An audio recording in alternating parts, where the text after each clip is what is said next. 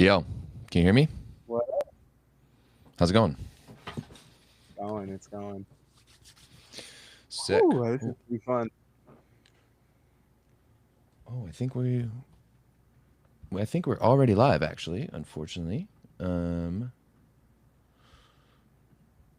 yeah, what the fuck happened? Riverside. What happened here? Um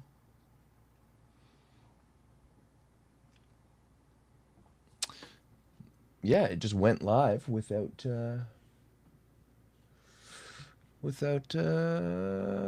asking me. How rude. As soon as you joined, we went live for some reason. So, we're live on YouTube. No What's up, no chat? prep. No prep, whatever, other than the few messages that we've exchanged about this. Um, I don't know. Let's see if the L streamer. Shut up, Seth. Feel free if you want, Joe, to be in the chat, like via your own YouTube, and talk shit to my community. Most of them Love deserve it, that. especially Seth PVB, especially him. All right. No, I don't even think I'm in the Discord. I need to join. How are you not in the Discord? That I is don't know. I it don't it it, know. it is quite a battleground. I will say that. I can imagine. And in a good lighthearted fun way. Right. Um, but I did have to tell someone to fuck off yesterday Oh gosh. or the day before. But he's our Russian friend who is It's controversial Rush. at times. Yeah, yeah. Yeah, If he's if Russian, Russia so was if Russia was still in the VNL in the World Championships, they would be winning it all, right? I mean, they'd for sure be a contender. That's definitely something that we can talk about here about like do you I almost don't put know if anything do you about want Russian volleyball. no, eh? No. I See, guess I'm very young in the international knowledge. You know this, but yeah, we're getting better. I guess let's start with that because you are pretty new. You're not even in the Discord, so you're new to the Yeah, community and right. you're new to us. I got to meet you for the first time. Obviously, I've seen your stuff pop up quite a bit. We got to meet for the first time in Chicago in that ill-fated event, and then I've connected a few times since then. So, can you just like break it down for the viewers? I guess a little bit about yourself and who you are and how you've come into this crazy world of covering volleyball. Yeah, yeah, yeah. So I started playing volleyball in high school. I mean, just loved the sport. And then when I got to Where are you college, I from? went to the un. So I'm currently in New York, so Syracuse, New York, but went to college in Tulsa, Oklahoma. So there's not a lot of volleyball in Tulsa, Oklahoma. So I tried to stay with the sport as best I could. Started working with the women's program there. Was their data volley coder. So it was working Ooh. with volleyball stats. Was just on their bench all day, coding. Um, Wanted to stay with the game as much as I could. So I started JTMVBall to kind of show coaches that may want me as their grad assistant that hey, I know the sport of volleyball, and it's kind of launched farther than that into now I'm a commentator, now I'm a journalist. So it's been a lot of fun, and it's yeah, like you said, it's launched to a point where I wasn't even expecting at this point. So it's been a lot of fun. I mean, you do a good job of it, especially like looking at like coming at it from the American perspective. I find like you Right. do a really good job of covering it, especially at the NCAA level, because we all know that NCAA men's volleyball needs They all the need it. help it can get, all Yep. all the help it can get. Yep. No, and it's fun because I went to Canada a couple months or at least a month ago, and Hey, you're here for it beach was right nationals, around. eh? Yeah, yeah, yeah. So it was right around the time that I was bragging about the fact that USA was kind of smacking on Canada in pretty much every level. So I had to, guys at Pac-Man Volleyball, we went over to their facility and it was fun facing facing the music for my comments. But it's that kind of rivalry that we need to bring back to kind of just like, the animosity between the two countries to kind of just launch that the fun rivalry. I don't know if it's necessarily animosity that we need, because especially if you look at the guys and the girls and the women on the national team, national teams, I think that there's a lot of, especially when you're playing overseas. Like I know for a fact that Canadians and Americans, like they get to a pro team and it's like, oh, thank God, I have a Canadian or I have an American on my team, and we're Right. just so such close in culture. We speak the same language. The way that we approach the game is relatively the same, and there's a lot of there's a lot of thankfulness between that. And I think at the end of the day, we're going to need each other to grow. But Yeah. at the same time, you bet your ass that whenever we play the US, we It's want to gonna beat you be. guys. Oh And yeah. it's going to be vice versa. Right. Absolutely. No, So that, it's great. yeah, that's that's I think that's the way it should be. Yeah. Yeah. A little bit of just a little bit of fun chirping to get it going Always. for the boys. Now, this World Championships has been nuts all around. That's what we're here to talk about today. It has hands down been the most entertaining World Championships that I've ever seen, and I watched my first World Champs back in 2010. So 10, 14, 18, 20. This is only my fifth World Championships. I would have thought it was more than that. But yeah, but this has been wild and unpredictable and so much fun.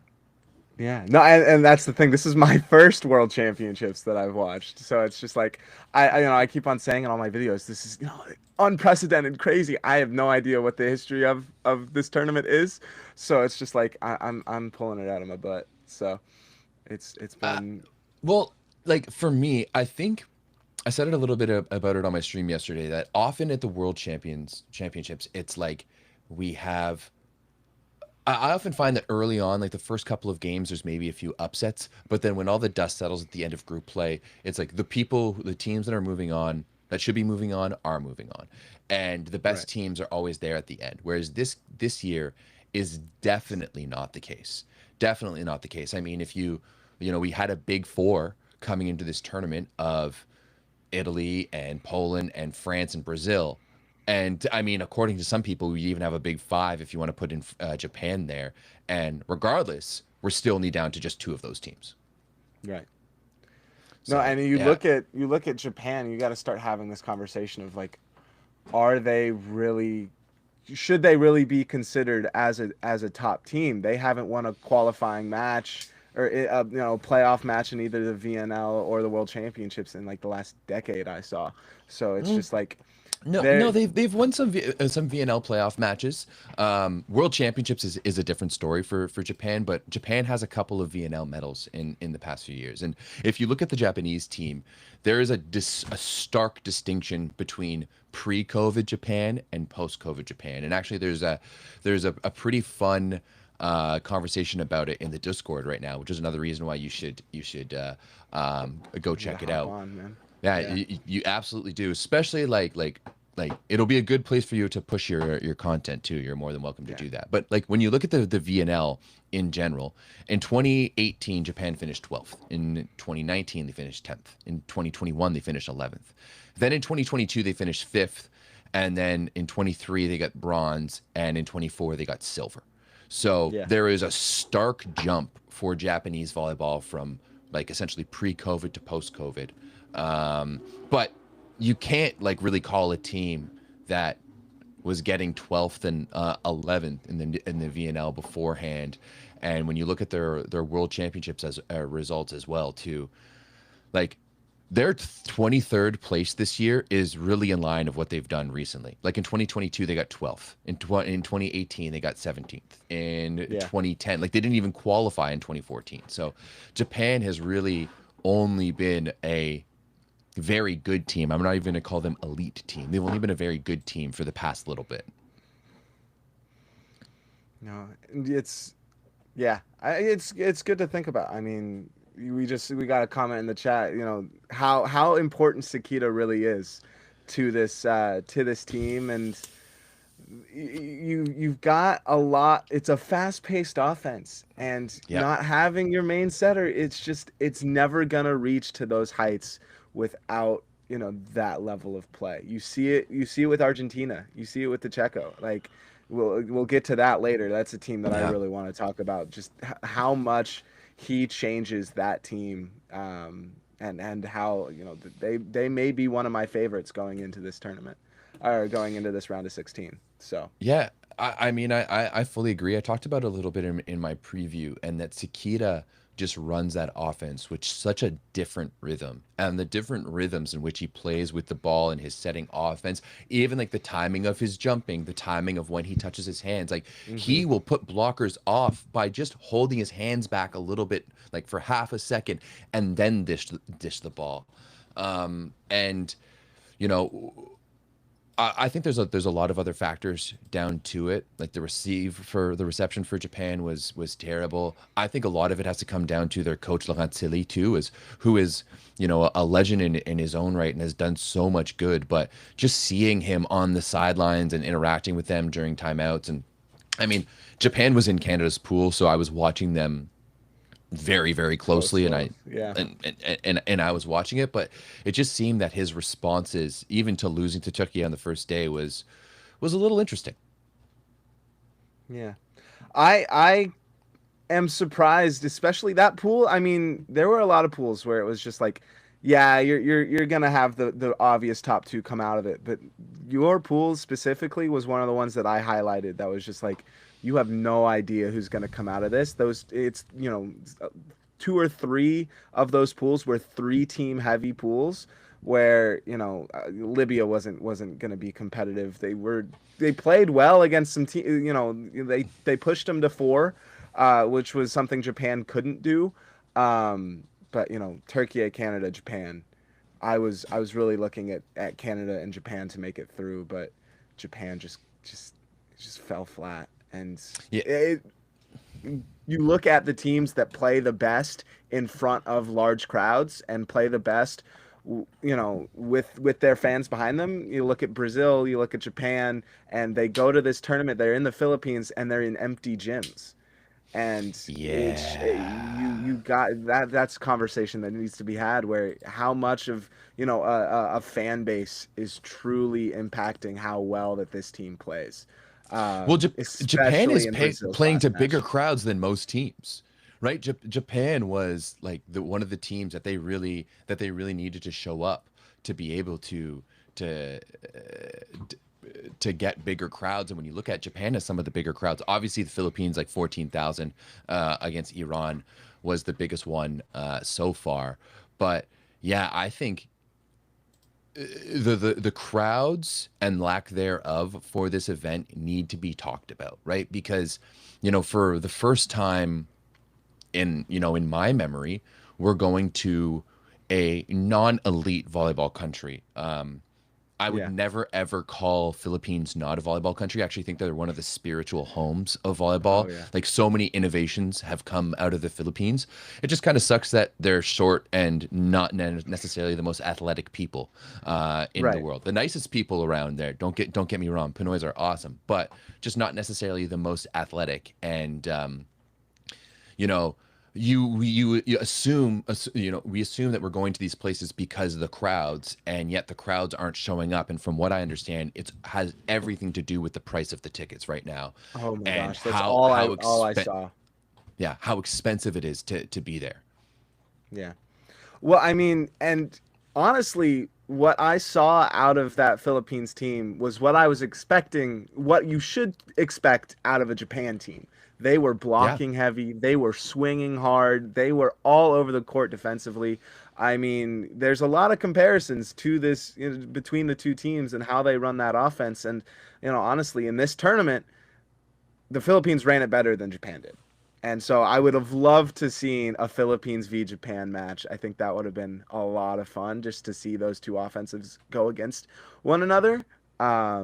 But now that we're talking about the Philippines, should we go ahead and swing right into how their tournament went? Yeah, I am seeing right now in the chat that people are saying that the prices for this World Championships for tickets is 3 times what it was at past VNLs, which I think is absolutely terrible.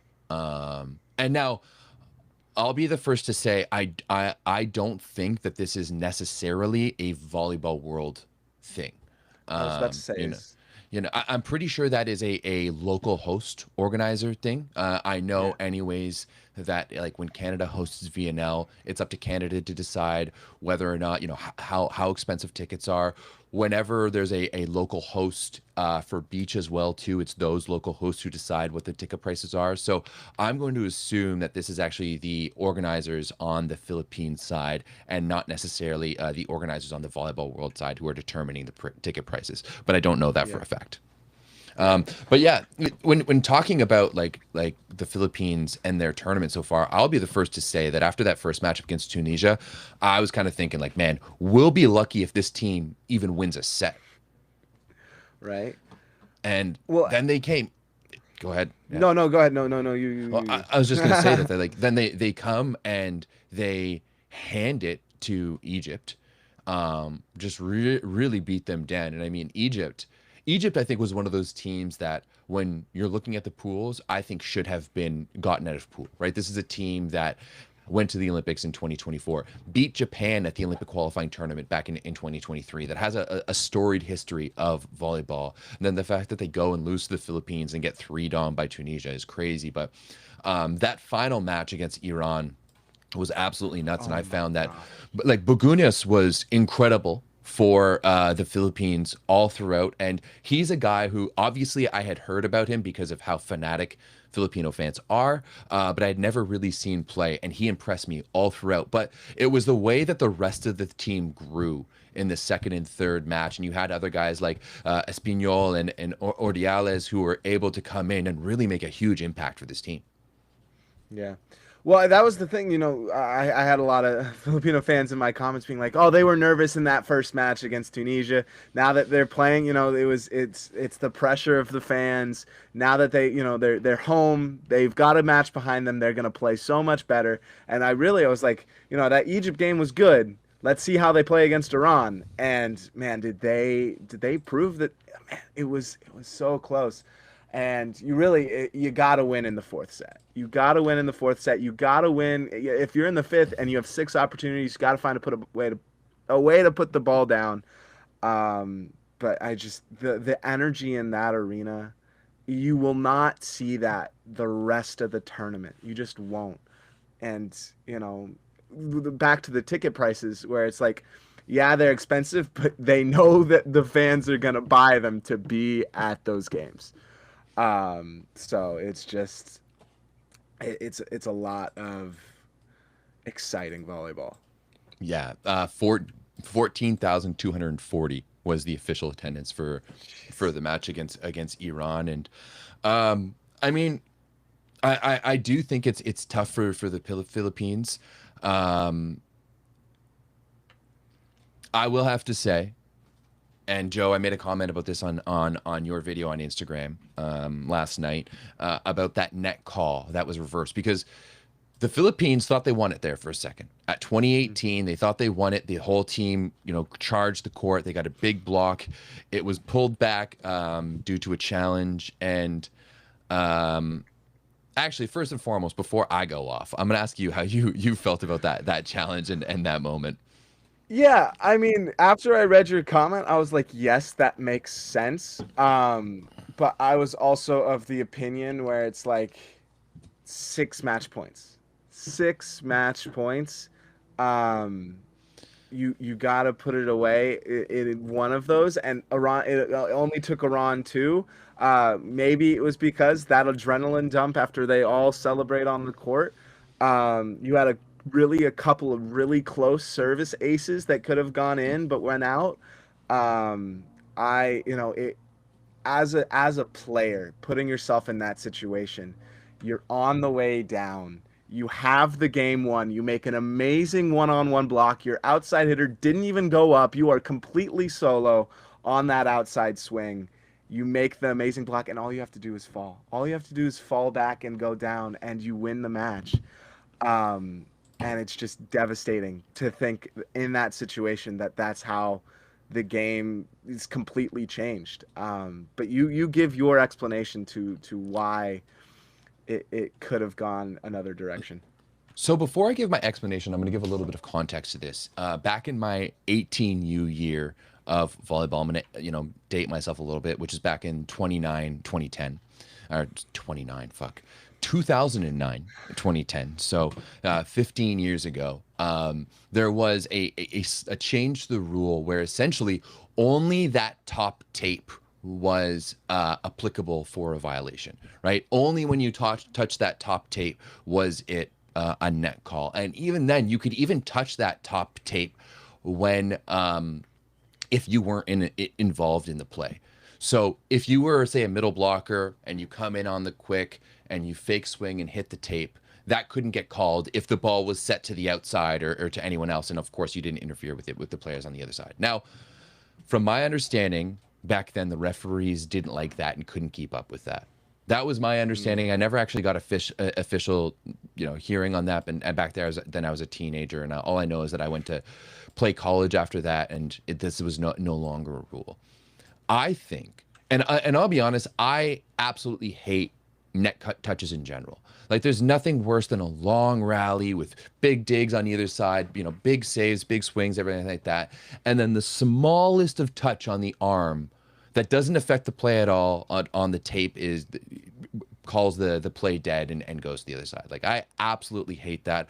I want the ball to determine who scores the point and not the play. Now, yeah, I've always, kind of joked that it should be, I've always thought that there should be like a tension meter on the net, and it's like within a certain touch it's allowed. But I mean, that's getting really, really complicated, and there's no way to pass it down through the rest of the ranks. So I am in huge favor of, like, if you touch the netting, if you touch that bottom tape, it shouldn't be an issue, because it has no bearing on the game whatsoever. Like, in that play there, it had no bearing on whether or not he made that block. It had no bearing on whether or not he touched the ball or the ball was down. And, like, the play was essentially over. Had the ball been hit a little bit harder and had the ball already been down, it would have been a non-issue, right? And then you can't even say that it's a safety thing, because that's why we have the center line rule, right? So let's protect people underneath the net with the center line rule, and let's not have plays stopped because someone turns around and their jersey touches the netting. Like, it's such bullshit to me that is how we're going to end plays. And you put it in the hands of the referees and not the players. Now, this is, if you go back throughout my history, OG fans will know that I've been pretty consistent on this and these issues throughout my time covering volleyball. So this isn't anything new, just to just to cater and pander to the massive Filipino fan base. But I do think that they deserve to win that match. And I don't necessarily, and I'm a big fan of Piazza. I'm a big fan of the Iranian system altogether. Like, this is a team now that have won 3 of the past 4 U21 World Championships. This is a team that, if you're looking at the 2 teams that grew the most in volleyball in the 2010s, I would have to say it's Iran in Canada. So I love watching Iran play, but I do think that the Philippines deserve to win that match, and that Iran did not deserve to move on. Kind of like how Max Verstappen won the F1 championship in 2021. I am not knowledgeable on F1, so I don't understand that reference. But I'm sorry. I know. I didn't get in trouble, but I said it was robbed in my video. I was more saying, like, we as fans were robbed of seeing the Philippines make it past the pool play. And seeing 100%. them just continue to, who would they have played? They would have played Serbia. Honestly, I think the Philippines could have done well against. I think Serbia is having a resurgence. They played really well against Brazil. I really liked how they were really able to shut them down. But, Brazil had to deal with their own things. Once they really lost that first set, the momentum was gone. They couldn't do much. But Serbia looks good, but they don't do anything super special. So I think that would have been a fun round of 16 match. Possibly make Hot it to the quarters. hot take. But I actually think that Philippines would have had a good chance to beat Serbia. And now, just for reference, I know you're a little new to international volleyball. If you're looking at like the echelon of volleyball countries, like Serbia has to be up there as one of the greats. However, I do think that their men's team over the past few years has been quite a bit on a decline. But there's one thing that I've always known, and growing up in Toronto, I mean, you got to visit here. We're a very multicultural city. We're a very multicultural community when it comes to volleyball. Like we literally have a team out in Etobicoke 381, that is like the Serbian area code, and it's like known as a Serbian club. Actually, one of our players on our women's national team, Andrea Mitrovic, who played at ASU, comes from that club. Now, Serbians are very proud people, and there's nothing more dangerous, in my opinion, than a Serbian team who are the underdogs and who have their backs against the wall, and that everyone thinks that they should lose. And that's exactly, I think, what happened against Brazil, in the first in their match, where Brazil was down. They were kind of expecting just to walk through Serbia. You had the unfortunate passing of Bernardino's mother, and like you look to the sidelines and pregame, you're warming up, and one of the greatest, if not the greatest coach of all time, is in tears and distraught after losing his mother. That's going to affect you. And Serbia took advantage of it. Like they went out there and balled out. But I 100% would have expected, if Serbia had to play Philippines in a round of 16, that they would do no prep and they would come in not ready. I know Serbian players who, aren't opposed to having a few drinks or maybe a night out before a match. That's just how they are. And I could honestly see, if the Philippines had gotten through, the Philippines beating Serbia in the round of 16. yeah. No, we've got a lot of opportunities to continue these upsets going into the round of 16. It's not going to stop in pool play. I mean, maybe on one side of the bracket is it gonna stay, but no, this is going to be a lot of fun for this round of 16 and going into these quarterfinals. Yeah, I think it really is. Before we talk about some of these round of 16 matchups and quarterfinal matchups, what other teams do you want to talk about here, from your viewing throughout the group stage? Yeah, I mean, Team USA. Team USA. I think we We have gotta to talk. talk We about them. we Yeah, gotta talk. absolutely. I am incredibly impressed with how they've performed so far. Granted, they are in probably one of the weaker pools with Portugal, Cuba, and Colombia, but the way that they're playing right now, they took advantage of not making final stages in the VNL, completely reworking their offense. They add Micah Christensen, and the offense just looks so much better. It looks so much better than when Micah Ma'a and Quinn Isaacson and Andrew Rowan were running the offense in the VNL. You've And got really, and yeah, go ahead. sorry, I just want to say, like, it's no slight to any of those men. Like No, no, no, not at I all. rate Ma'a as a setter, maybe in like a top 15, top 20 setter in the world. What Isaacson did this past year, It's at really Norvid and surprising. Chenstohova, was crazy. How he led that Saint Nazaire team the year before in France as well too. But Micah Christensen is hands down one of the best setters in the world. Like He's amazing. he's top three, if not higher. I there were just moments in, especially that first match against Colombia, when this is our first time seeing Michael Christian on the court with Team USA. On television, of course, they had the scrimmages going into the game, but not everybody saw those. There were just points where we were getting it to the pin. There were, he was tight to the net, and it was just a perfect ball to our outside hitter, to our middle blocker, to our right side. It's just completely changed how fluid our offense is. And I'm really interested to see how they play against Slovenia, because that was a team that we played in that first week of the VNL, that if you know we were playing players that we need to have on the court to win games, I think could have gone a lot different. But it's gonna be a lot of fun to see where, especially in that bottom left bracket, is gonna go, because that's Slovenia, Bulgaria, and the U.S. All respect to Portugal, but you got to go up against Bulgaria. No, you're not getting past Bulgaria. So Yeah, I don't think so either on that note. I do think that, looking at, I think that there's a few factors for the American team. Obviously, having Christensen as your setter is a huge bonus.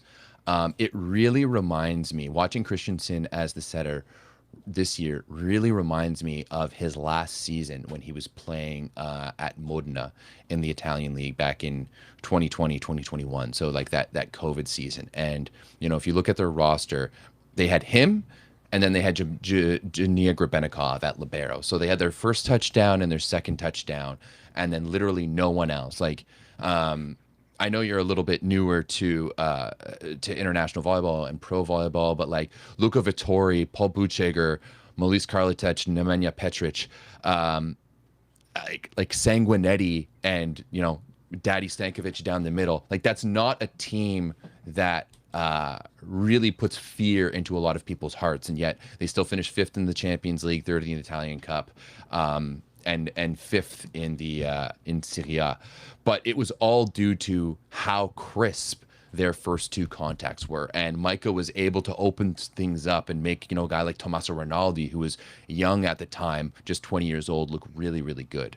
And to me, this USA team is that you've got Shoji in the back row, you've got Christensen dishing the ball, but I also think that people need to give a lot of credit to Karch and the improvement that we've seen within the American system and how they're running things from VNL just like a short 5-6 weeks ago to now in the World Championship. I think there's been a massive improvement on the system of this team and how they working together and how everyone understands their role from game to game. I could not be more excited for this team. The way that Karch Karai has really shifted the mindset going into not an off year, but you've got 3 years before the Olympics, and we are building our talent base to a level that you are confident in the guys that are coming behind. You are confident that in the guys that are consistent key players. And that's not something that I don't think we've had in the past couple of years. It's always been, oh my gosh, once Matt Anderson retires, once Micah Christensen retires, we're Team USA is never going to be as good as they once were. I'm really, really confident, not only in Micah Ma'a, but Andrew Rowan as a competitive setter once he graduates from UCLA. I think Gabby Garcia has put on a show this VNL and this World Championships. I think he was thought of as a player that wasn't going to be as impactful as he is currently, especially from the service line. And then Eric Shoji, so far in this tournament, he really hasn't had that big of an impact, but just having him on the floor is, in key plays, in key rallies, having that leadership, having that consistency at that position. I think Team USA is in a really good spot, especially currently and going forward, to maintain their legacy as a top team. Yeah, for sure. I mean, I think usually there's more elite teams at an event like this, but clearly, like both on the women's side and on the men's side, USA has taken a step back to be able to take a step forward, I think, in terms of, as you said, not bringing their top guys, not bringing their number one weapons. I do think that there's a much more defined line on the men's side than there is the women's side. Like on the women's side, I don't know how many of those 2024 Paris Olympians are planning on coming back. Like we know Jordan Larson is done. Annie Drews isn't even playing professionally and all this stuff this year. Whereas like we know that Anderson is thinking about playing LA. Like we know that Aaron Russell and TJ DeFalco and Thomas Jejski are guys who all want to be there and will be there. So realistically, especially on the left side, you're kind of potentially only playing for one spot. And maybe there's some holes in the middle and definitely on the right side as well too. I will touch on Gabi Garcia. I have to say that I've been very lukewarm on him, watching him play professionally over the past couple of years, just not being able to make the impact that I was hoping to for him out of BYU. Um, it's interesting because we saw someone like Rado Parapunov come out of Hawaii at the same time, who, from some of our Bulgarian people in the Discord, they say that he's kind of done career suicide, and it looks like he won't even be playing professionally this year, as he's going to be taking a year off, where Gabi is still learning. I don't think Gabi has necessarily been the most dominant, but like looking at his stats here, his serving, as you said, has been pretty good. 8 aces and only 8 errors, which I think is a really good number on that. Perfect. Yeah. And his hitting has been fairly good too, but especially good against Cuba. He was 8 for 13, hitting a 62% with a 54% efficiency with 2 blocks and 2 aces. So I think Garcia and is still that was in a game where he got pulled. So Yeah. that he came in for they all got pulled, right? It was just a full, like, they won the two sets that they needed to confirm themselves as first place, and then it was a full change up of the lineup, which I actually thought was a really good move by Karch. Oh, 100%. It was scary because once it got into reverse sweep territory, then it's like I don't want Cuba going through. I don't want to play Cuba anymore. But we were able to get it done. We almost, Gabi almost went on a historic run in that third set. Down, what was it, 24-18 or 24-18, went nearly six straight serves to bring us back. But man, it was a scary last couple sets. I'm going to ask you about some of the lineups that we've seen, because maybe some people have been a little bit surprised with the choice of Ethan Champlin and Jordan Ewert on the left side. Now, I'll have to say and preface this that since I got to watch Jordan play, I watched Jordan play quite a bit this year for Gießen in the German league, and they were playing Champions League. He was playing with a guy that I played club with, Jory Mantha, who it was funny. I asked, we were one point in Chicago, we're sitting in kind of the lunchroom after the first day's press conference, and we're having, we're sitting there chatting with some of the American guys. And I asked Ethan about Jory, and he kind of told me how he felt. It seems like they're very opposite personalities, and Ethan kind of said his piece, and I thought it was pretty impressive that he would like tell me exactly how he thought. But then since then, I was massively impressed with Ethan Champlin. I just think he plays the game in such a steady way. He just doesn't try to do too much. He doesn't try to overexert himself, but he just goes out there and executes. And I really enjoy watching him play. Yeah, it's not flashy volleyball. It is, I am winning this point, and if you set me, I'm gonna do everything I can to get the ball down. It especially defense. I think both Jordan and Ethan, as a defensive duo, it just helps Team USA so much. Jordan Ewert is ranked inside the top 10 in digs as an outside hitter, and his connection with Christensen. I wasn't a big fan of Ewert in the VNL this season. I thought he was me neither. I would have ranked him like the 4th outside hitter for USA in the VNL this year. Yeah, I was not expecting him to start over Cooper Robinson. But obviously they were seeing something in that month of practice where it's it's on display right now with this Micah Christensen Jordan Ewert connection, where he is just hammering balls down the line, taking advantage of those, of a weak right hand, and DeFalco like spikes, where it's just right on the 10-foot line. We are bouncing balls, and it's just quick. It's a quick offense with both Champ and with Jordy, where I don't see, maybe as a blocker, Cooper's doing better, but I think Jordan Ewert's playing really, really good volleyball right now. Yeah, I can't disagree with that at all. I mean, he's averaging over 11 points a match, and that's what, like, this USA offense has just been spread out between Gabi and Champlin and Ewert, and then obviously Merrick McHenry down the middle has been swinging away. What is your thought in the Sorry, go ahead. No, I think Merrick McHenry has probably one of the highest ceilings as a middle blocker that we currently have right now. He is, for sure, 1 year out of college and is already consistently jumping higher than every single middle blocker in the World Championships right now. I mean, other than Kofi. Maybe one or two other than Kofi, but we already know what happened one-on-one with that. But it's quite exciting to see such a talent that I could see being maybe an alternate, maybe being a bench player for that Olympic run. He is that good.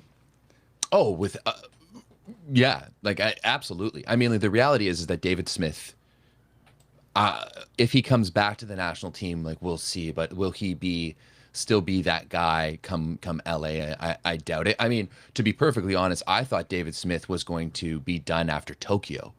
Like watching him in the first run of Zaxa's Champions League back in 2021, I was like, this guy has had a great career. And David Smith is also a guy that when he played for the B team back in 2011, I got to meet him. That was like my first event working for Volleyball Canada. I got to meet him at the Pan Am Cup, and I've always been a big fan of. But his resurgence from like 2021 to 2024 and the way he played for both club and country was outstanding, like so good. But I don't think it's controversial to say that I doubt to see him on the roster in 2028. Right. Even someone like Max Holt as well too. So when you're looking in the middle, I think in the middle is one of those the biggest opportunities, and I think a guy like Merrick McHenry is one of those guys that maybe, you know, first off the bench, or maybe could potentially work himself into a starting spot come time for LA. And then you got to talk about Taylor Averill, right? I don't know what he's doing in the Philippines. He is truly there just for vibes. I don't see him playing in the quarterfinals. I don't see him playing in the round of 16. I don't, you know, what is he doing there? I think it is for the vibes. Like, I think it is for the vibes, but also for that leadership. Averill is a guy who, like, especially when you look at his story in terms of like turning himself around when he was at Hawaii, how he dealt with, you know, being left off the roster after 2021. Here's a guy who has proven that he knows how to work hard, and he oozes the ethos of USA Volleyball in terms of just putting your nose down and working hard. And then, as you mentioned, he's a pure vibes guy, right? I'm sure that all of the guys love having him on the bench, but also too, like when you look at, you know, the guys that they have down the middle, because who do they have? They have so it's Carnegie, it's Averill, Carnegie, yeah. it's Jendrick, and Jendrick, yeah. McHenry, yeah. So I think that my one shot on McHenry is the fact that I'm interested to see how he plays against like the elite blockers. And that's the one thing about this American team, is that both in the VNL and then now in the World Championships, I don't know if they've really been tested. And, you know, when this team played really good teams at the VNL, you know, they kind of crumbled. Now they got a lot better since then, so we'll have to see. But with McHenry, the way he hits that tempo of a ball, it is like almost like a two ball, in the sense that he's not hitting that ball out of his hands. He's not hitting that ball out of the tempo, and he gets up and has the ability to kind of pick around. Now he can hit above most guys, but once you start playing guys like, you know, against Slovenia in the first round, he has a guy like Kozamernik. Kozamernik is hands down a top 5 middle in the world, and there's no doubt, like, if you're Foley of the you know, the coach of Slovenia, I'm doing everything I can to match those two guys up in the middle, right? How does Merrick handle that pressure from a guy like Kozamernik in the middle? And I think that's going to be a big one. So I don't think it's a bad thing to have a guy like Taylor Averill who, hey, put me in, coach. Like, let's go. Like, he was the top middle blocker at the Olympics last summer. He's a guy that you can put in to serve. He knows how to block. He knows how to play with Micah Christensen. So I think that having Taylor Averill just on the bench and having the ability to go to him is a huge, like, ace in the can for Team USA moving forward.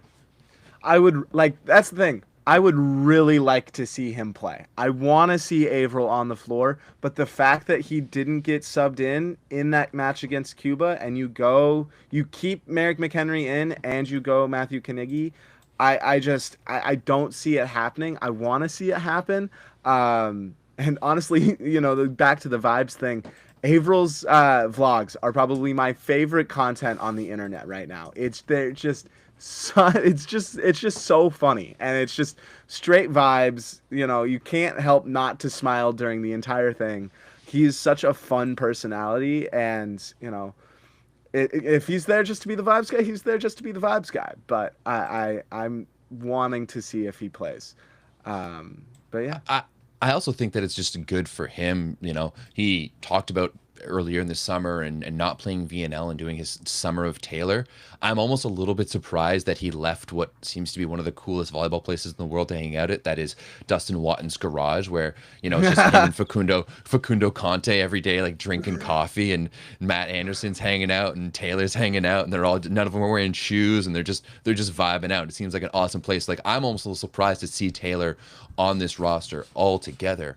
But yeah, for him, it just might be like, hey, I played for a lesser Monza team last year where foreigner issues had me on the bench most of the season. I took the year off. Maybe I'm not feeling as in 100% shape. And like, I don't mind going to be the bench guy, support guy on a USA team where I know that I'm going to be in the gym and I'm going to be training and I'm going to be getting ready for my season to go play for Torrey Arrows. And, there is a yeah, big difference when you're going to play in Japan and you have to play back-to-back matches on every single weekend, right? yeah, Most leagues in the world are playing, a long season is like a 24 game season. In Japan, you play 48. So yeah. he needs to get his body ready. And just for him, I think it might be a situation like, I know that I'm going to Japan as one of the foreigners. I'm going to be expected to perform, and I need to get myself ready, and there's no better way to do that by being in the Team USA gym, being coached by Karch, and being around my guys. And I also think that he would never pass up a chance to go be a star in front of those Filipino fans, because he loves the Never. Filipino He fans. loves the Philippines, and that's the other thing. Is like he just wanted to be in the Philippines, right? That's why Yeah. he came back, and he was the roster cuts. I was like, he was never gonna come and be on the team and not go, even though I didn't think he was. I didn't think before that he was gonna start over guys like Jendrick or McHenry. But yeah, I just saw in the chat, USA fans, I think, would prefer Averill over Jendrick. Jendrick's a guy that I'm not completely sold on yet. I know he's got an Olympic medal. I know he's been in that position as one of the more experienced younger players on this roster. I think he's got a lot more to be desired offensively. Just as a threat in the middle. He's a great blocker, great leader at the net. But Averill over Jendrick is an interesting conversation for sure. Yeah, for sure. To me, that just kind of tells me like Jendrick played all of the VNL. I know that Karch trusted him throughout the VNL. I just don't think that Averill, like, he didn't come into the gym necessarily in playing shape. Was where when then they Yeah. started this training block for the World Championships, like Jendrick was there and he was ready to go. So I would think that even looking forward next year to VNL or whatever it is, or the World Championships in 2027, like the year before the Olympics, then we'll start seeing Averill start, in my opinion. Yeah. Anyways, but I don't think it's that much of an issue. Now, before we talk about USA's outlook throughout the further on, I want to ask about two guys in particular, both on the left side, and it's the two guys that we haven't really talked about at all. Now, obviously, Cooper Robinson, I thought he was phenomenal throughout the VNL. We haven't seen him much until he scored 14 points in the final two sets against Cuba, just absolutely torched them.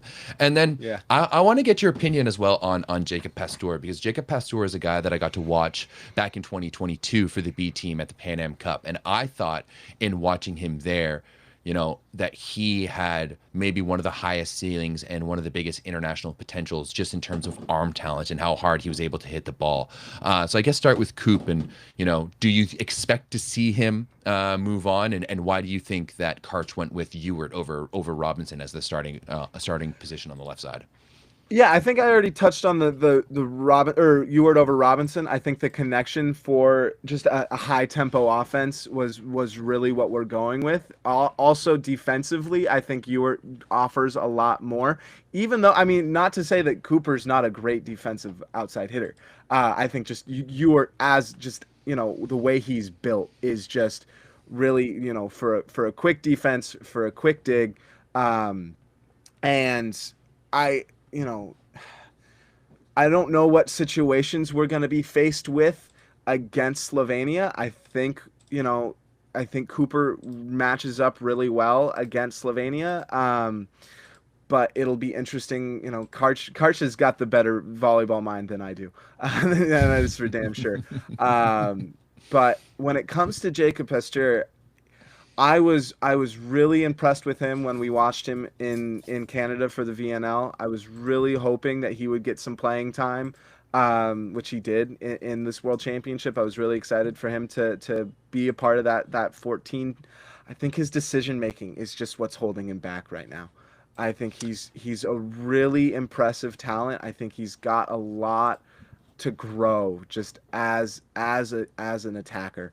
You know, there was the one moment in the fourth set where he jumps and he bumps it over the net to go out in the middle of a really impressive rally. He has issues swinging into the block instead of going high hands. He gets blocked really often, but when he's in system, when he's got a seam to swing in, he's really, really impressive. While I don't think he's going to be, you know, an outside hitter, you know, a couple years down the line that we're going to go to, especially as Cooper Robinson continues to emerge, as Ethan Champlin continues to emerge, who, you know, I think both of those guys, you know, IQ wise and offensively are above Jacob in that sense.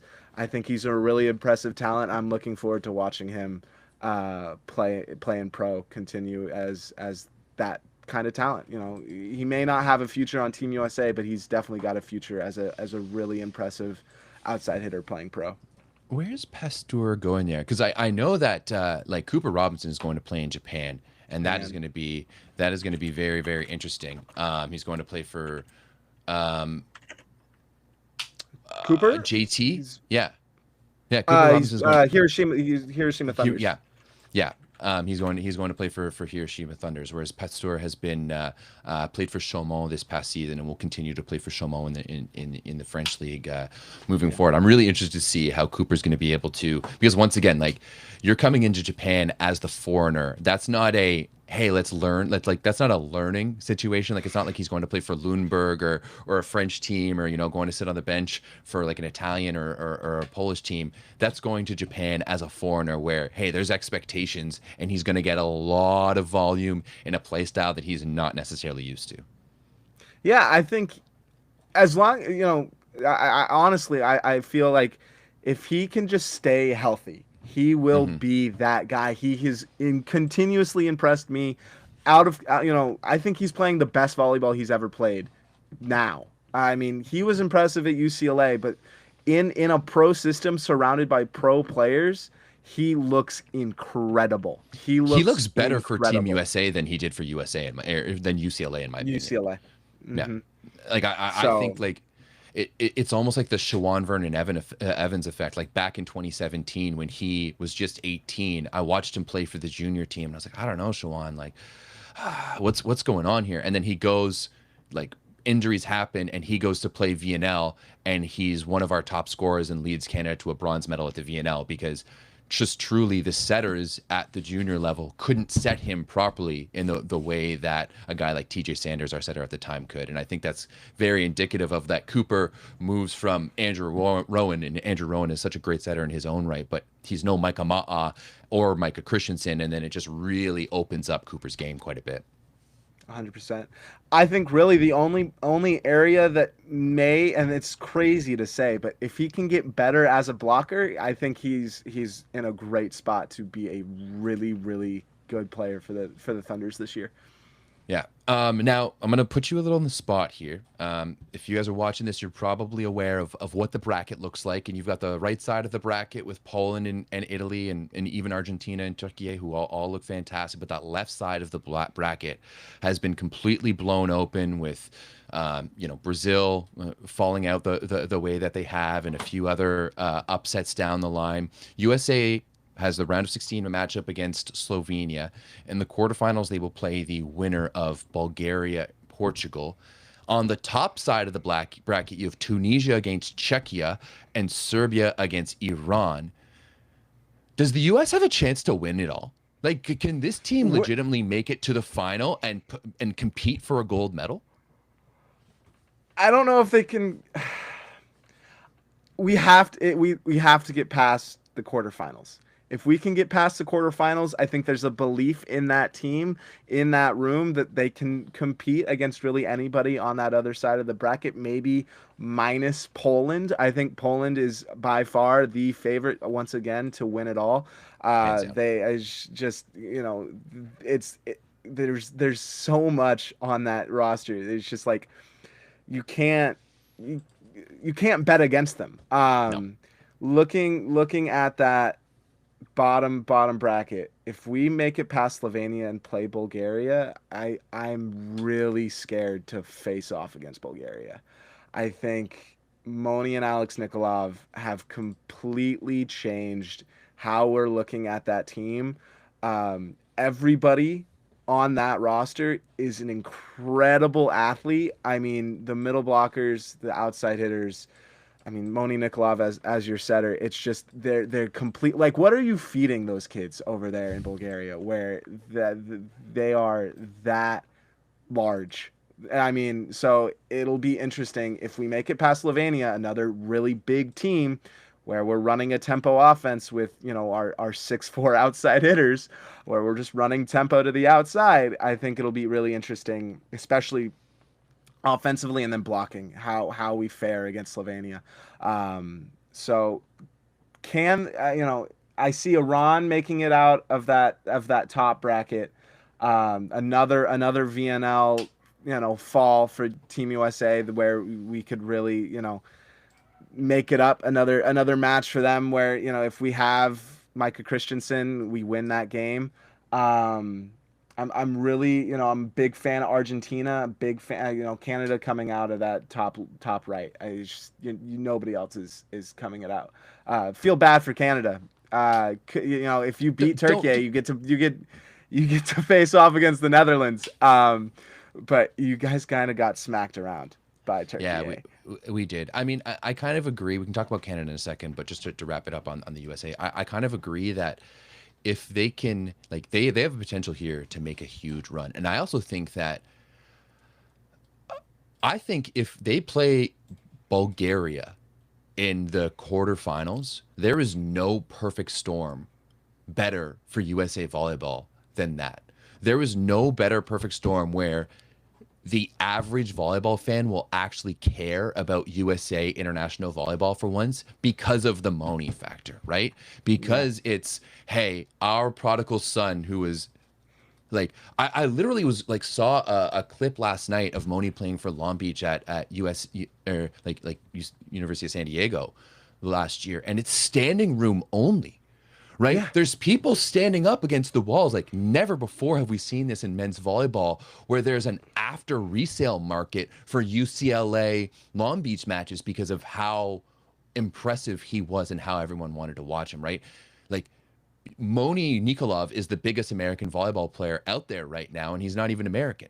So I think that potential quarterfinal matchup between Bulgaria and USA is a volleyball world wet dream, and is realistically a situation that you're going to see Americans actually tune into and pay attention to. And if the US can beat Bulgaria in that position and put themselves into a semifinal, I think a lot more Americans will take note and be aware of it. As long as it's not at 2:00 in the morning. No, we're lucky that the Slovenia game's at 9 a.m. So I'm really well, for East Coast, I guess. So it's if we don't get shafted by the time zone, is it at 8 a.m.? It's at 8 a.m. Yeah, it's at 8 o'clock in the Philippines. It's at 8 p.m. in the Philippines, and I'm pretty sure Eastern time zone is just 12 hours from the Philippines. Let's check it out right now. Yeah. But regardless, it is at a watchable Chat, what time. What are you here for? Chat's for. Yeah, it is currently 12:56 a.m. So you're in the Eastern time zone. I'm in the Eastern time zone. It's literally just 12 hours. So still, an 8 a.m. game is very watchable for especially the East Coast. Yeah, it's again, we got to make it past Slovenia. Got to make it past Slovenia. That'll be a big one. That'll be a big one.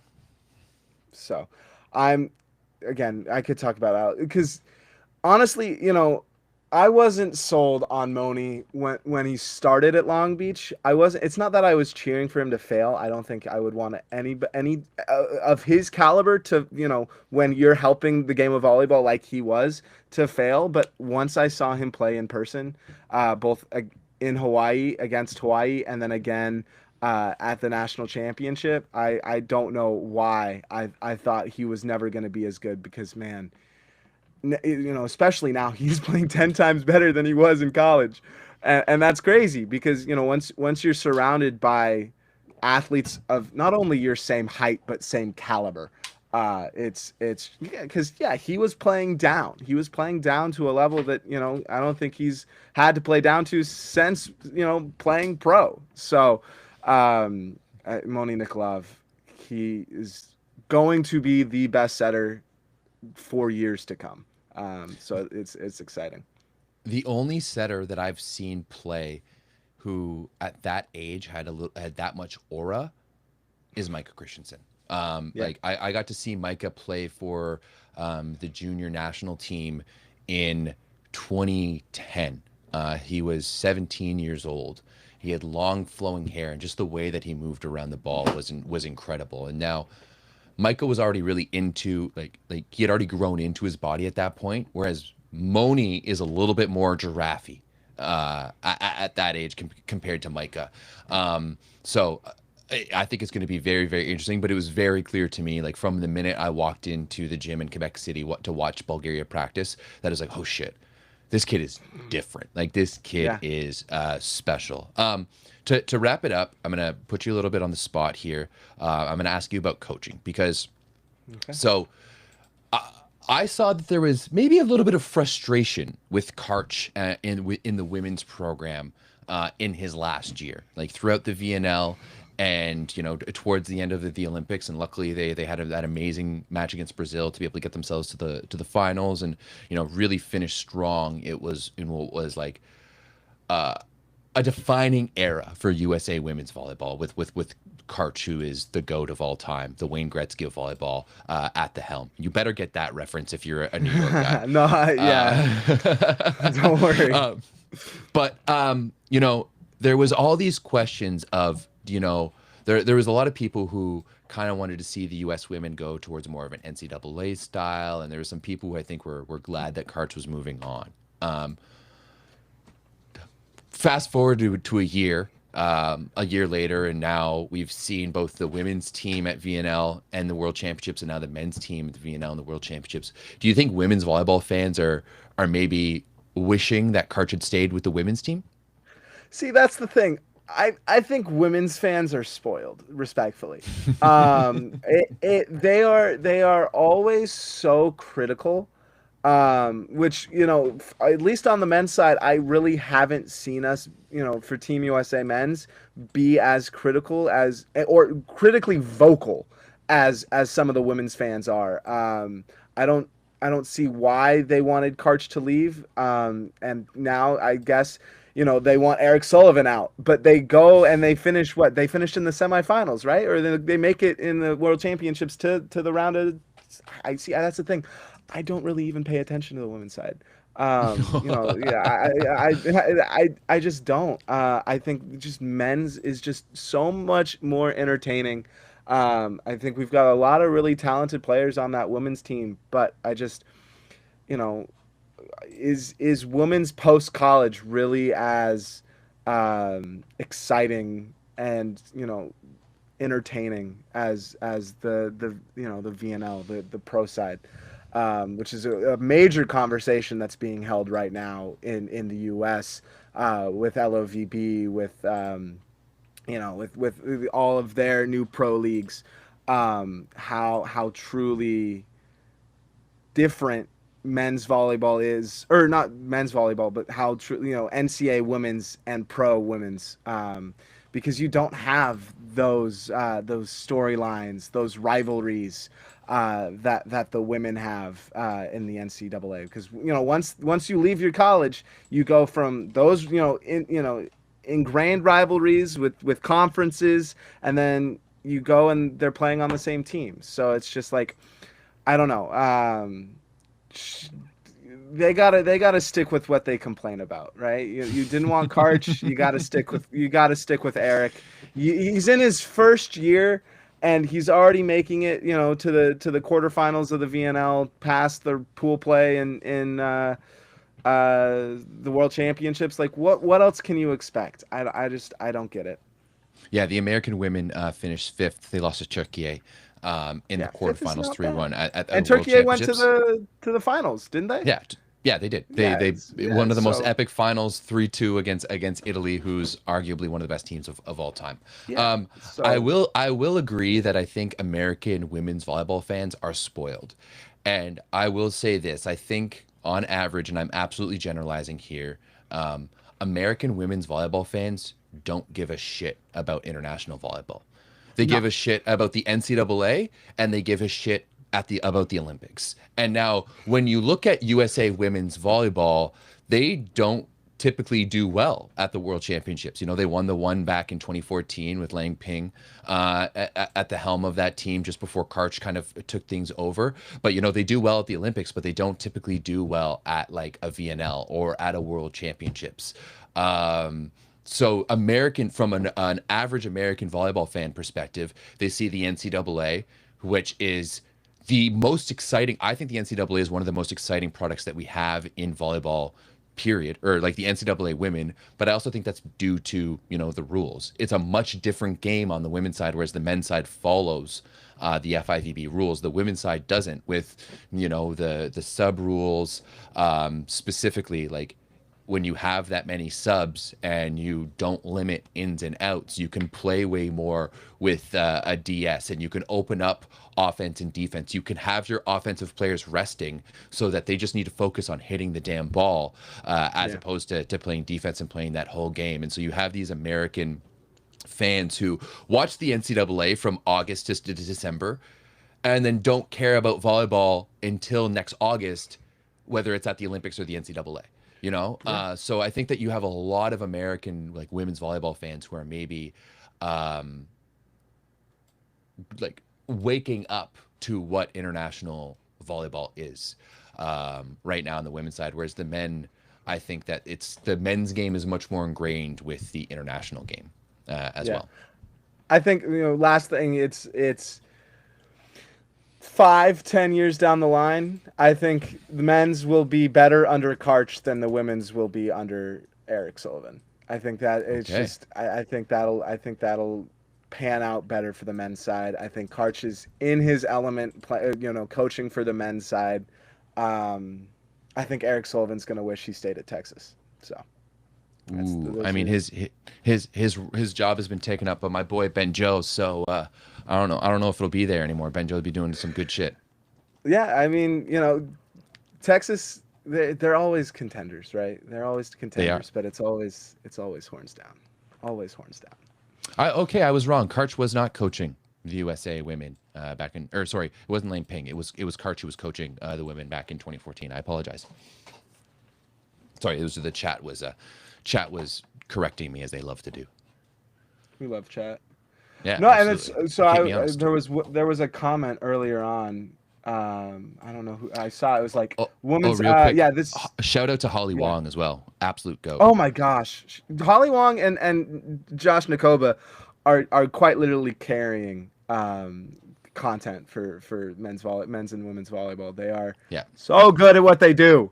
So good. yeah. But I found the comment. This new gen is new to volleyball. Apparently, girls volleyball in USA is not real sport. Smiley face. I was like, Yeah, that's just a it's. asinine comment. Anyone who's ever We've anyone got. who's ever been to an NCAA women's volleyball match knows that you're just an idiot and you should shut the fuck up. Go look at Nebraska, Creighton, Louisville, Kentucky in the last week, and they've got at least 20,000 fans in that stadium screaming their heads off for these girls.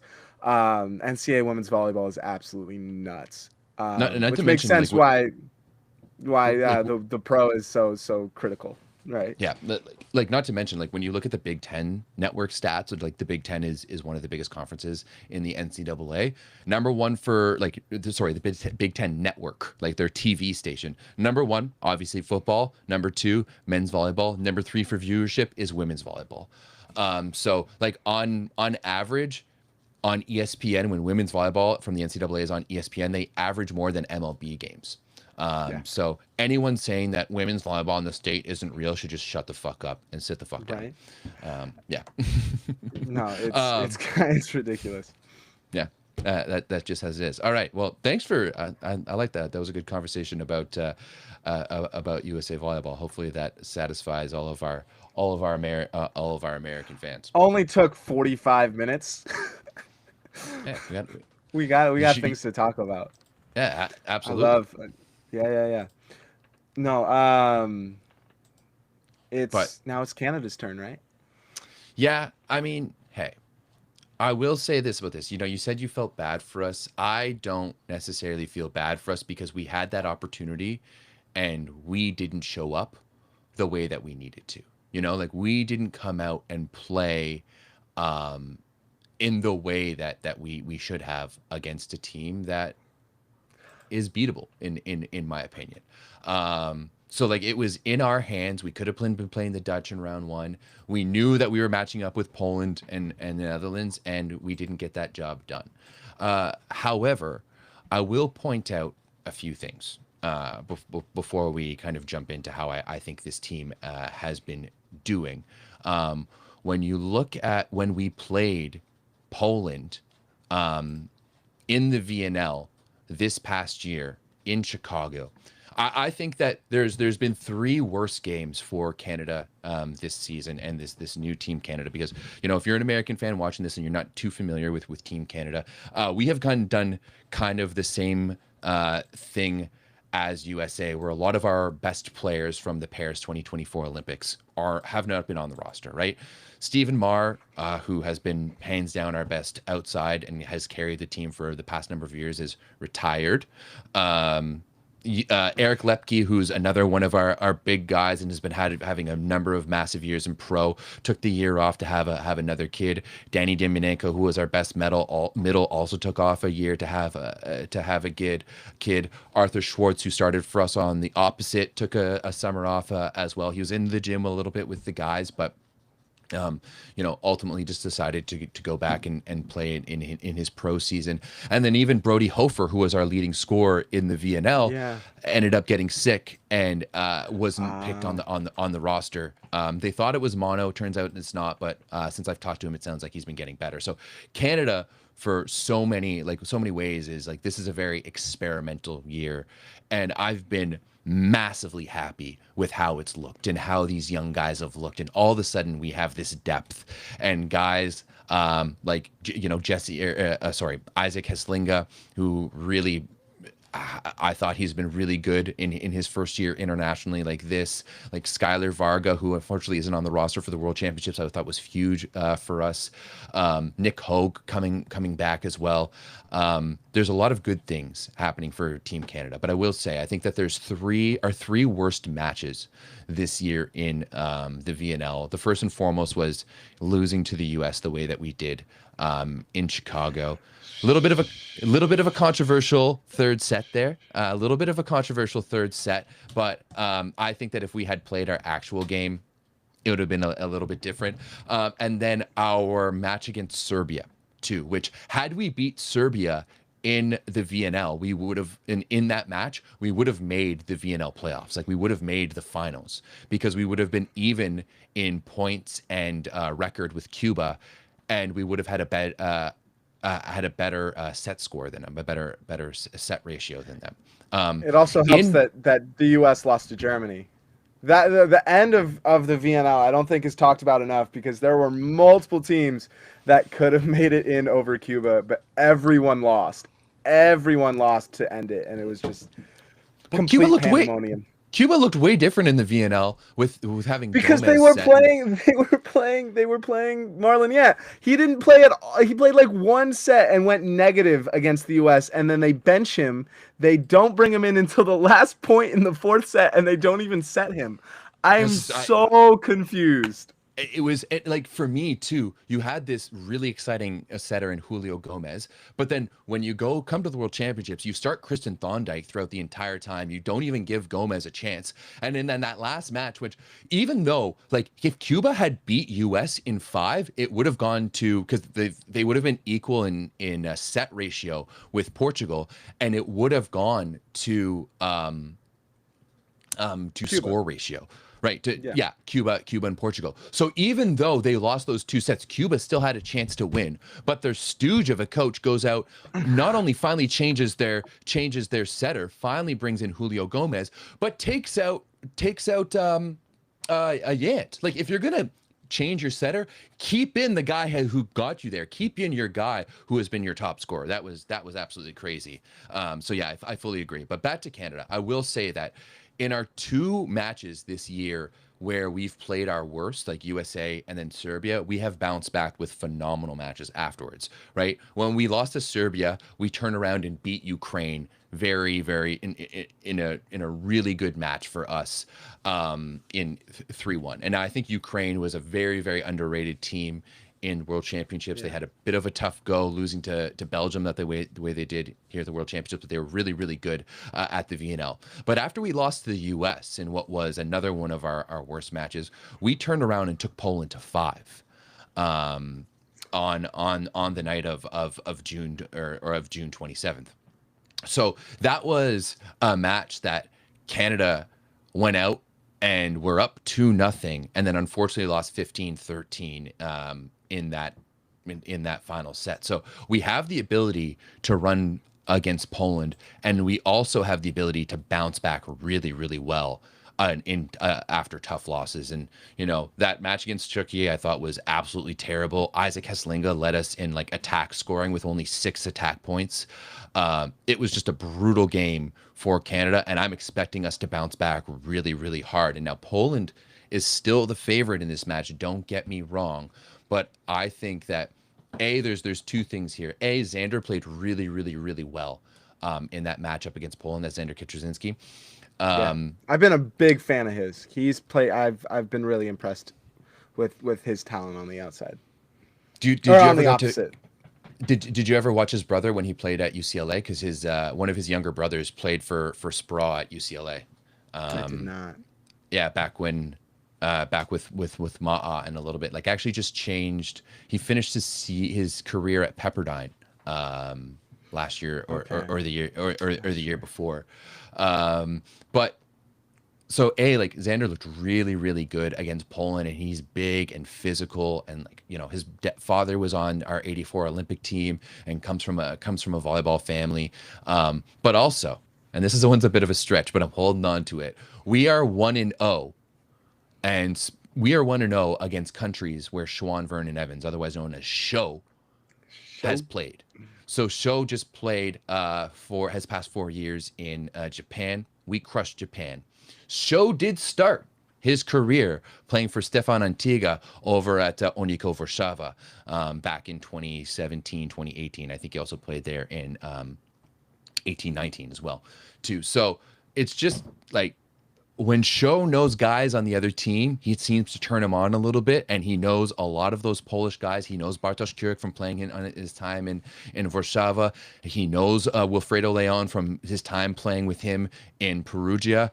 I'm just saying that I think that a lot of people are looking straight towards the potential quarterfinal of Turkey and Poland, and I think that a lot of people are underestimating Canada in this one. And I think 8 a.m. tomorrow morning is going to be a lot of fun to watch my Maple Volleys go toe to toe. And win or loss, I don't really care as long as we show up better than we did against Turkey and fight hard against what I think is the best team in this tournament. I don't really matter, but this tournament has been so unpredictable. I'm just saying, it's not outside of the cards. It's not outside of the realm of possibility that we could go and maybe pull off a bit of an upset. Poland has been the one team this entire in all of 2025 that has been able to avoid the unpredictability bug. Maybe one game in the VNL. I hope we get to see Canada kind of expose Poland a little bit That would give a lot more confidence for, the question of if Team USA is able to make it all the way. But I there's just so much working against Canada. I can't see with an offense similar to Turkey. Poland is all over the court. The block for Canada was just nowhere to be found. Atrocious. Just nowhere to Atrocious. be found. And it was looking good. I was showing Kofi the dynamic duo for those first two games. We're just shutting down people on that outside, and it was nowhere, anywhere as impactful as they were in the first two matches. So But I will say that as I'm looking through the head-to-head matchups for Canada and Poland, the earliest one I can find is 2006, and there is no wins for Canada. There's one win in a friendly, but like we don't like friendlies don't matter. Um, yeah, right. yeah, friendlies before VNL or whatever really don't matter. There are no wins against Canada. However, at the Olympics, or I guess it was the Olympic qualifying tournament back in 2023. We took Poland to 5, and then this past year in Chicago, which is essentially a home match for Poland, right? We all know that playing in Chicago for Poland is a home match. It was also a 5-setter, and that maybe just maybe we're able to go out and get our first win there. But I agree. Like I will say that I think part of the reasons why the match against Turkey was so haphazard is that this Turkish team is a lot different from the World Championships than to the VNL because of a guy named Slobodan Kovac, right? Their new head coach Kovac is not Turkish, right? And actually kind of knows what he's doing. And you just no one has any video on Turkey. Like the video against Japan is kind of useless because Japan was so terrible. The video against Libya was kind of useless. Whereas everyone has video on Poland, and this is the same Poland with the same coach and the same guys as forever. So I know that we're going to be way more prepared than we were against Turkey, against Poland. But still, like, it's a bit of a stretch, but I still have hope in my guys that we can go out there and continue the shocking trend of this 2025 World Championships. You know what I call this? Copium. Copium. I'm excited to see what happens, but there's no world. I just can't. I think it's maybe a little maybe bit go of, 5, maybe go 4, but dude, it's gonna be rough. yeah, I think it's maybe a little bit of hopium, because especially too like Poland has something to play for, right? Like sure they've like it's not the fact that they've never won a world championships, like they've won 2 in recent memory in 2014 and 2018. A lot of these guys have won world championships before, but there's 2 people in particular who haven't, and that is Wilfredo Leon, who was not a part of the team back in 2018, wasn't a part of the team that played in 2022 either because he was rehabbing from an injury. His best result ever at a world championships is a second in 2010 when he played for Cuba. And the other guy, surprisingly enough, who has never won a world championships despite going to 7 different events. Holy fuck, shut up. Someone is messaging me nonstop on Discord, and it's just buzzing in my ear right now. Surprisingly enough, one of the best players and coaches of all time, and Nikola Grbic, has also never won the world championships despite 7 tries. So I think Poland, their locker room has something that is like to be galvanized behind and being like, we're going to win it for them. Like we're going to win it for 2 of the greatest ever to make sure that they have this on their resume. And then obviously win it for Poland too. Like there's no team in the world other than maybe the Turkish women who have as much pressure on them as the Polish men.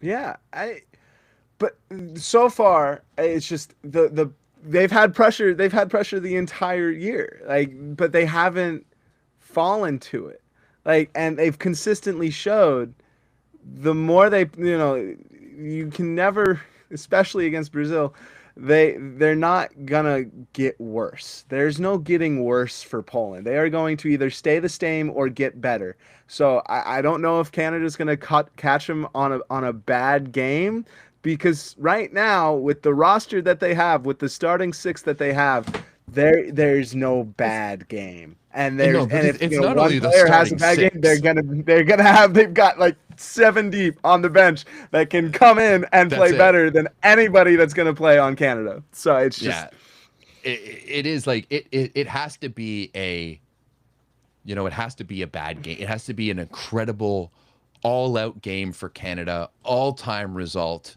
and a maybe one of the worst performances from Poland. But I still have hope. I still have. you gotta get at least 1 or 2 subs in. You gotta pull Leon for now. They gotta get pulled somehow, some way, and maybe you've got a shot. But if they stay in the game, especially once it gets late, if they can, force it 4, force it 5, play close in those first 2 sets, then I don't know. I think our only, because Poland I think is, of all teams, maybe slept walked through, maybe them in the US, like they definitely had the easiest pools and the easiest outcomes. Maybe Turkey as well, unfortunately, due to our performance in the pool, only losing that 1 set to Libya. But I think our biggest chance is to go out there and really like knock Poland off with some really aggressive play. And if we could do that, I think we have a bit of a shot. Agreed. As Shmi Games is putting in the chat right now, Poland has to lose eventually.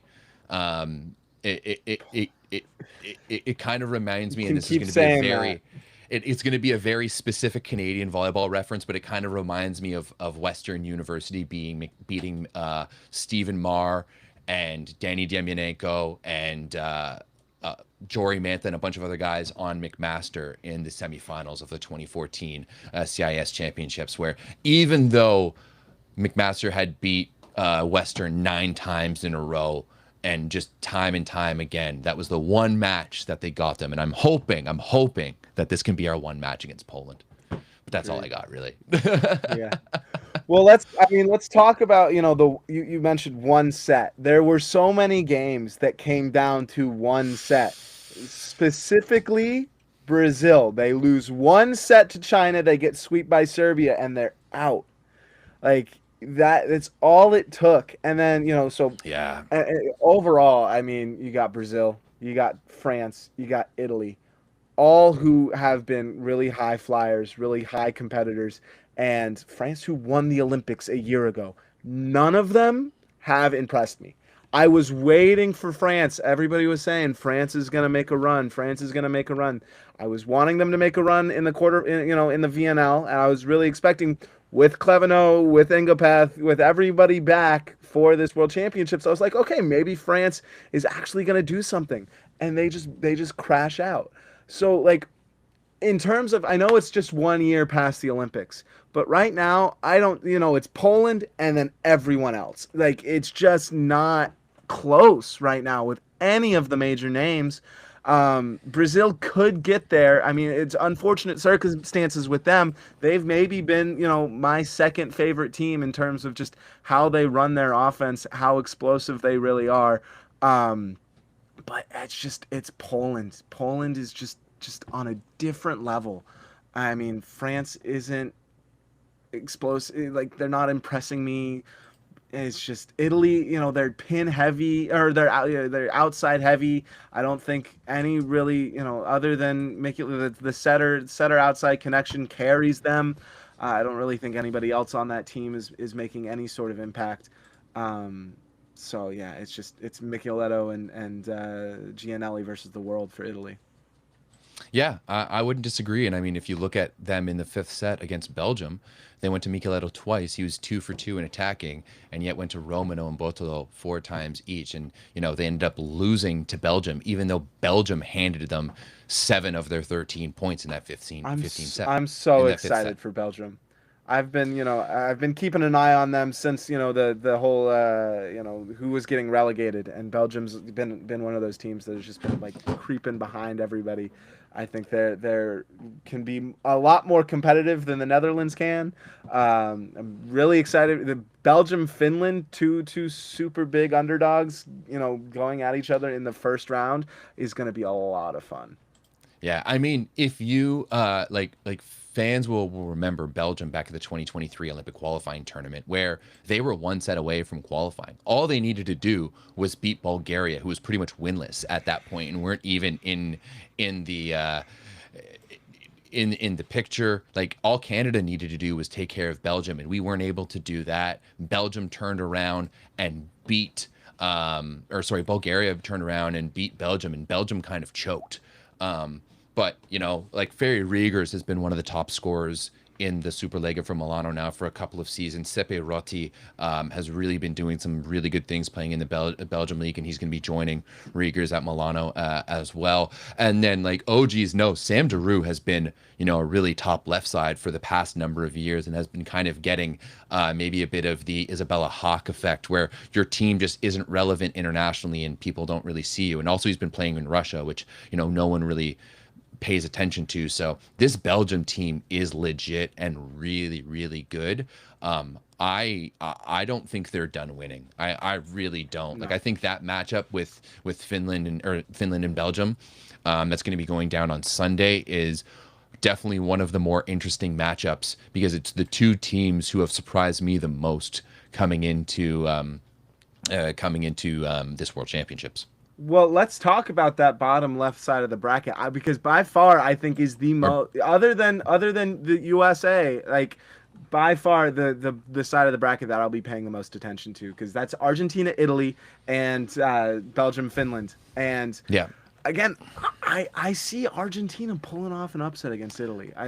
Italy I could see again, that as not well. showing much. I think Argentina with the Checo is a completely different team.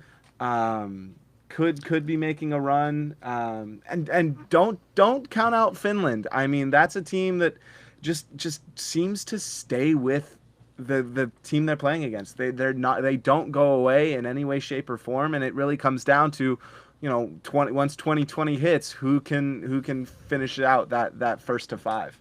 Yeah, for sure. I mean, I think Finland works really, really hard, but when you look at it, I don't know if they have the horses that Belgium does. And also, too, they were kind of gifted a fact that they got to play France without Clevenot and without Le Goff, two of their best players. And France played a sloppy game where they made 37 unforced errors, right? They missed 27 serves, made 10 hitting errors. So it wasn't the best match for France.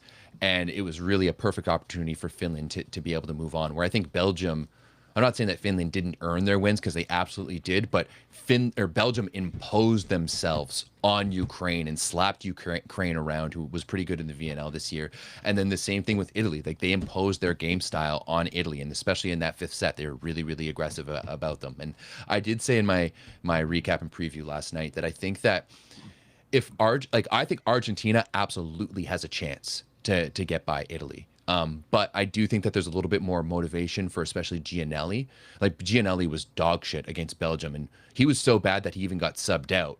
And historically, even though that Italy has arguably the best backup setter in the world who would start for the majority of the teams in the world, they never used Spertoli. And for once, Fefe actually went to Spertoli and played him in that match. And Spertoli is a guy who's like won Champions League and won Scudettos and all of this stuff. So I think that if Belgium I think that Italy has a little bit more motivation playing Argentina because Gianelli wants to prove himself against the best and wants to prove himself against Decheco, who is one of the best of all time. And then if Italy plays Belgium, I think I'd give advantage Italy because it's really hard to beat a team twice in one tournament. But I also don't think it's out of the question for Argentina with the scrappy way that they're playing right now. If they can get everyone involved, if they can get the middle involved too with Lozère, I think Argentina has a good shot to beat Italy. They're one of the scrappiest teams and that's when the USA was facing off against them when it came down to, okay, USA, you got to win these last three matches. I was petrified to face off against Argentina because they match our play styles so well and are again one of the scrappiest teams in in this league. So it's Yeah. just you never can count them out with the Checo setting. Again, it's just such a fun team to just shake things up. So, and facing off against Italy in the first round is the perfect opportunity to shake things up even more. I think Argentina's going into that one being like, fuck yes. Like, yeah, like Yeah. we get to go Oh play. yeah. We get to go play against Italy. I think, Argentina, there was such a drop off for them after they won the South American Championship in 2023. And I think this is a team that was looking at it like, look, we won bronze and did better, better than Brazil at the Tokyo Olympics, and no one expected that. And then for the first time ever, right, Brazil had won literally every single South American championship before that. Like if you go on Wikipedia, and it's just all Brazil, and then Argentina slapped them 3-0 back in 2023. And I saw a very sharp decline in Argentina after that, like especially at the 2023 Olympic qualifying tournament. Argentina has always been Canada's like Achilles heel, and we put ourselves in an amazing position, and we probably ended up qualifying for Paris by beating Argentina in our pool. Now, a Yeah. lot of people love to point out that Bulgaria saved us, and yes, they absolutely did. There's a reason why Tsvetsan Sokolov is what Team Canada has named their boombox, because they have to thank Daddy in that situation. But I will also point out that Canada would have also qualified for the Olympics through the direct ranking system. Right, they were higher than Serbia, and they would have qualified directly for them. So Canada would have qualified regardless. So all of you haters out there can suck it. But this is the first time since that, like since the South American Championships, that I've seen Argentina really be themselves again, where they're mixing that skill-based game that they play, and they have such a skill-based style. I think a lot of these nations that are also good at soccer, like it's just the ball sports, like you understand the ball, you They're can just translate that, athletes. and you're just athletes. But then when they get scrappy, when you have DeCheco who's playing defense, and you have guys like Karkartsev and Lozair blocking, and Polonsky and Vicentin on the left side, who are just childhood best friends and living out a dream, playing beside each other on the national team, like playing the way they are, I think Argentina is a really, really dangerous team. I honestly, you look at the pin setter duo of Polanski, DeCheco, and Kukurtsev. I think they match up better than Micheletto, Ricekli, and Gianelli. I think Polanski is probably one of the most underrated outside hitters that we have. I think he's all around just such a great player. I think he's so underrated. He doesn't get the credit he deserves.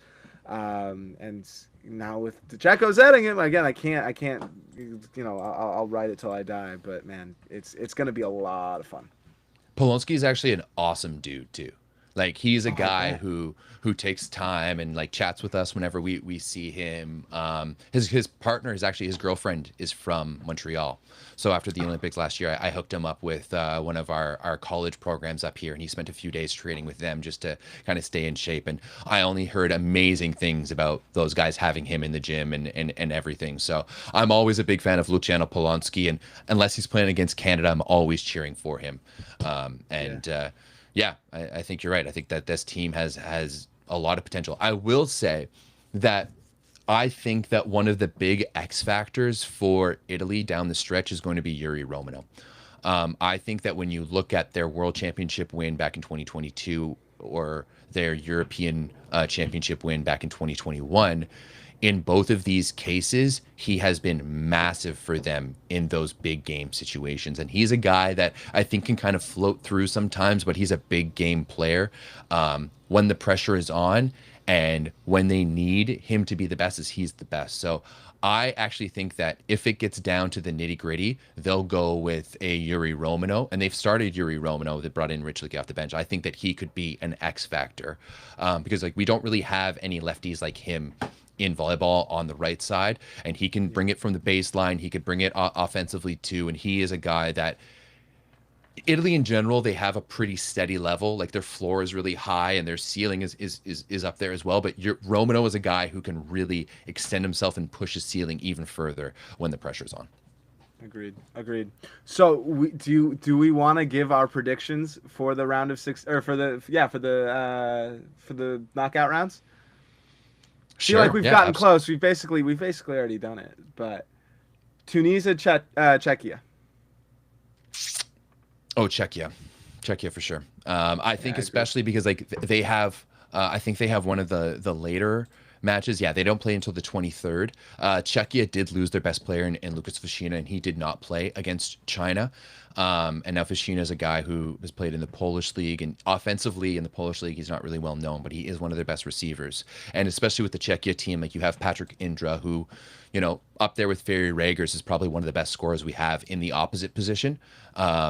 If not the best. Like this year, he was averaging over 6 points a match for Częstochowa, who was a team everyone thought was going to get relegated. And he did it while having 3 different setters over the course of the season, including a fucking like 44-year-old Lucas Gigaldo. So like Indra can score in almost any situation, and he put his team on his back to beat China. So I think if Vashina can come back, Czechia, I might even say, is my favorite to come out of that pool potentially. Yeah. Serbia, Iran. I think Iran is gonna take this one. As I said before, I think Serbia does really, really good when their backs against the wall. Although historically, these two teams are really close. They're 3-3 in their past 6 against each other. But I do think that I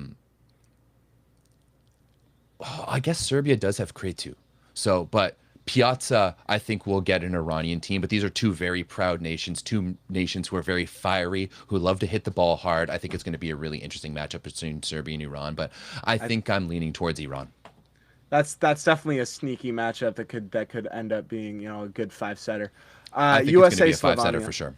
Yeah, no, it's going to be a lot of fun. Definitely the best matchup in that front pool. For sure. I'm going for USA in this one. I think that they're going to be able to game plan way better against Slovenia than Germany did. I think Germany made a huge mistake by not putting any pressure on Nick Mujanovic, who's an opposite playing on the left side. Like Slovenia is missing 2 of their best players and probably the 2 guys who would have started for them on the left side, in Klemen Cebul and the Rock Mozic. His name is just Rock Mozic, but I always call him the Rock Mozic because why not? It sounds fucking sick. I think that Karch is going to be able to game plan way better for a Slovenian team than Germany did, and I think USA is going to have the advantage in that one. Yeah, the serve receive service line pressure from the USA has gotten a lot better. It's one of the things that the Karch has called out specifically, that they are a much better team serving the ball. I think Jordan Ewart is really good at just making teams play. He can go really anywhere on the court, and then you got Gabby just absolutely bombing serves. Team USA is really, I think it could go 4. There's a world where if we come out firing in that first set, which we've done in pretty much every match, especially in that game against Cuba, where it's like you got to set the tone fast. And if you set the tone against both Bulgaria and Slovenia, then it's gonna be you're in control of that match. So I like your pick for USA. Okay, and then Bulgaria, Portugal. I will say I don't think it's necessarily about like serving aces on Nick Mujanovic. I think it's about putting him out, like putting so much volume on him that it's too much for him to pass the ball and hit the ball, right? Where he just gets more and more tired because like he's not a natural left side. He's going to feel stressed every time that he gets the ball served to him. But Germany only targeted him 20 times on serve receive, and they spread it out across, the other left side, Chika Stern, and then their libero, Yanni Kovacic. I think it's about putting pressure on a guy who hit 50% efficiency against Germany because he didn't feel stressed in serve receive, right? If he feels stressed in serve receive, if he's getting, 30, 40 targets in that match, towards the end of that match, he's going to get more and more tired, and I don't think he'll be able to handle it. And I think that's exactly what Karch and Team USA is going to do. But moving down that bracket to Bulgaria, Portugal, I think Portugal got really lucky playing against Cuba and Colombia. They were in that kind of Pan Am bracket there with just teams from North and South America. They got absolutely slapped around by the USA, and afterwards they just seemed kind of happy to be there. I think this Bulgarian team is going to absolutely handle Portugal. I don't think that they're going to be able to run with Bulgaria. No, I mean, all credit to Portugal. They did what they needed to do to get it past the round of 16. So much credit to Portugal, absolutely. But it's going to be a fun warm-up match for Bulgaria. So whoever's coming out of that round of 16 is going to have a pretty fresh Bulgaria team. Headed up to the top of the bracket, Poland, Canada. I mean, my heart goes with my boys. My heart goes with my Maple Volleys. I'm still like rooting for them. I still believe, but like I'm not going to sit here and pick Canada and just get absolutely clowned by everyone in my Discord and on YouTube. So I have to pick Poland. If it was anyone else, I think I'd pick Canada. Maybe not maybe not Italy. But yeah, Poland is the best volleyball world in the country right now. In the world, yeah, best volleyball country in the world right now. I think, as you said, that depth is just phenomenal. Like if Fornal and Leon aren't doing it for you, you're gonna go to Bednors and Semeniuk. Oh no, two of the other best left sides in the world. If In the world. if Kevin Susek isn't getting it done for you on the opposite, you go to Bartosz Kurek, an absolute legend. So I think the only area that Poland really struggles in is in the setting position, and I think Janusz and Furle do a great job there. Anyways, so I think at this point I'm picking Poland to win all the way. Just pencil them in for me. Yeah. Turkey and Netherlands. I'm going Turkey. Yeah. I don't know. I like the Netherlands so far. I think they're just a fun team to watch. I think they're like it's the power of friendship with those guys. It's just they're so happy all the time. But Turkey is gonna have a good game with that. Yeah, I think Turkey, especially with their new coach in Slobodan Kovac, like this is a team that has the roster. And even they're missing a guy like F.A. Bayram. They're also missing Gerbuz, their backup opposite. But I think Yeni Pazar is a definitely underrated setter in the world. I think Bediran and Matic really impressed me down the middle throughout the pool play. And I think F.A. Bayram is truly, or sorry, not F.A. Bayram, he's injured. F.A. Mandaracha is truly one of the best young talents we have in volleyball. And he's like, to me, he's looking more and more like a right-handed Micheletto, which is an awesome spot to be in. Yeah. And then to the bottom, the most anticipated matches, Argentina, Italy.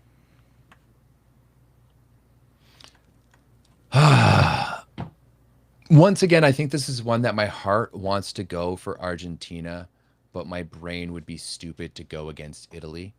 Actually, no. You know what? Fuck it. I'm going to go with Argentina. I think Argentina makes it out of this pool. I think it's going to be an epic matchup against Italy. I think Belgium's going to take care of Finland like 3-1. And then there's going to be just an absolute, like, just bang. Let's not say that. An absolute just bomb fest by Argentina and Belgium in the quarterfinals. And I think Argentina having that slight setter advantage.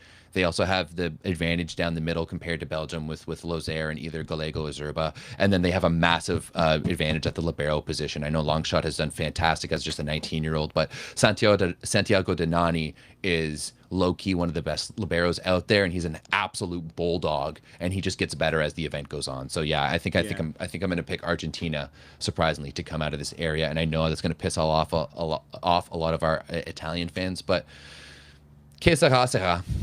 No, I completely agree with you. I think Argentina is gonna be able to test Italy the way that they really haven't been able to be tested this entire tournament.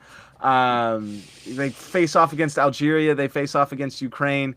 I think Argentina is just an all-around really good team that's just gonna be able to press Italy's buttons, and when they'll be tight sets for sure, but it's gonna come down to who can make just the more athletic plays, and Argentina's the more athletic team. And then finally, Belgium, Finland. I think Belgium wins that one like 3-1.